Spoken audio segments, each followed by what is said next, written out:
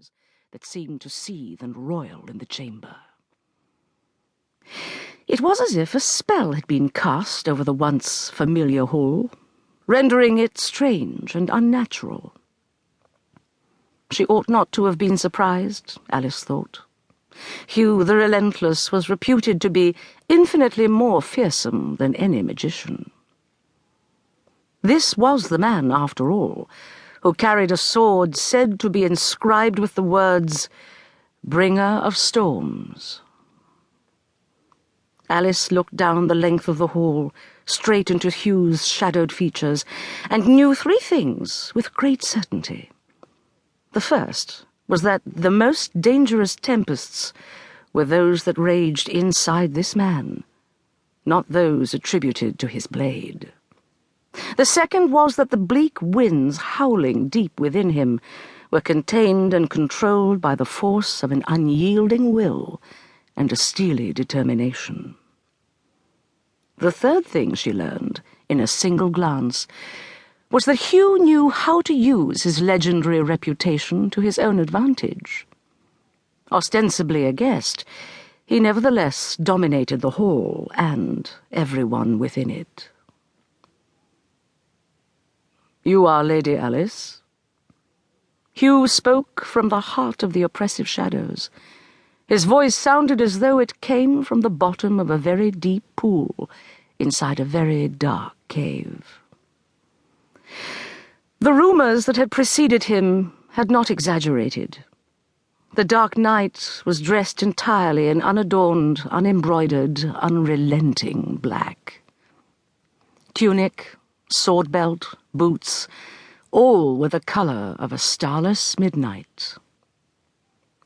"I am Alice, my lord." She deliberately sank into a very low, very deep curtsy, on the assumption that good manners never hurt one's cause. When she raised her head, she found Hugh watching her as though he were quite fascinated. "You sent for me, sir?" "Aye, lady, I did. Pray come closer so that we may speak." It was not a request. "I understand you have something in your possession that belongs to me." This was the moment for which Alice had been waiting. She rose slowly from the graceful obeisance. She started forward between the rows of long dining tables, trying to recall everything she had learnt about Hugh during the past 3 days. Her information was scanty at best, and based primarily on gossip and legend. She did not possess nearly enough knowledge to satisfy her. She wished she knew more, because so much depended upon how she dealt with this mysterious man during the next few minutes. But time had run out for her.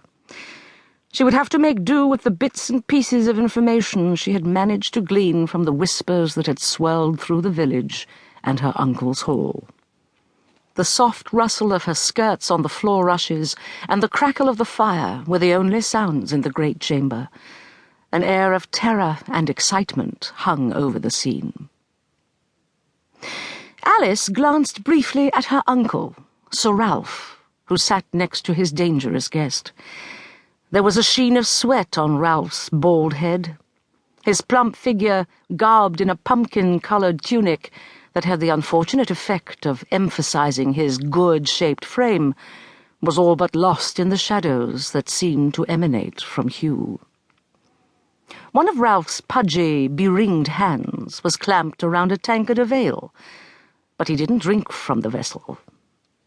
Alice knew that, for all his loud, blustering ways, tonight Ralph was anxious to the point of raw fear. Her burly cousins, Gervase and William, were equally alarmed. They sat stiffly at one of the lower tables, their eyes on Alice. She could feel their desperation and understood what inspired it. Facing them sat Hugh's grim-faced, battle-hardened men. The hilts of their swords gleamed in the firelight. It was up to Alice to placate Hugh. Whether or not blood flowed tonight was in her hands. All knew why Hugh the Relentless had come to Lingwood Hall.